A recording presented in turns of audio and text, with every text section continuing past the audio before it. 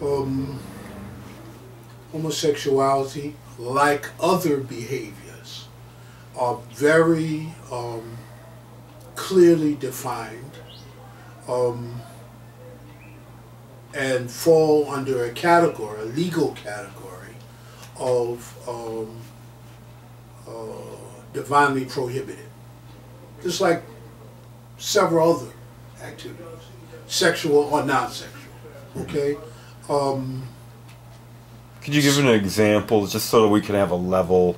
Yes, in the lawful sexual activity in Islam, I'll give you sexual and non-sexual. Lawful sexual activity in Islam is sexual activity between married heterosexual couples. Period. In court, for instance, decides that this matter has to be dealt with on the state level, then it would be up to Muslims who live in individual states to vote, for or against, according to their preference, informed by their religious ethics.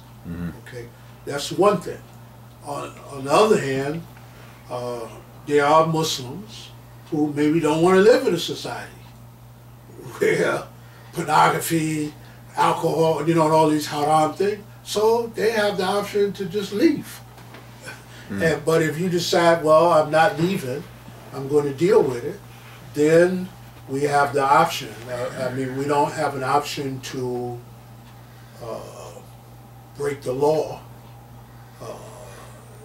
because that's beyond our control. And so you take, for instance, in Muslim societies in which the laws of the Sharia are the code, okay? It's not like anybody goes around peeking in people's bedrooms. Police, hey, what are you doing? Of course. You know what I mean? Yeah. Things become enforceable really when they become public. Like, for instance, people who are critical of the Muslim code enforcement of law, for instance, they say, well, strictly speaking, people have death penalty for adultery.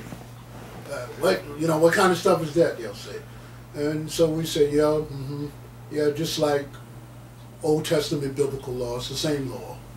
But except in Islam, you have to have witnesses, four witnesses to that. Now, so practically, in terms of enforcement of that, who's going to be committing adultery in front of four witnesses? Right. So the principle is one thing, and enforcement of that is another. And even right now, in your strictest Muslim societies, it's very rare. And that stuff even comes up. I mean, they're too busy dealing with theft and of course, public drunkenness, which you used to could get arrested for here, and all of that kind of thing. Says, Lakum dinukum waliyad-din, says, to you, your way of life, and to me, mine. Okay? So to me, that creates a space for people being able, particularly in a place like America, to choose their lifestyle. Yeah. Hey, that's you. That ain't me. I'm not going to impose anything on you.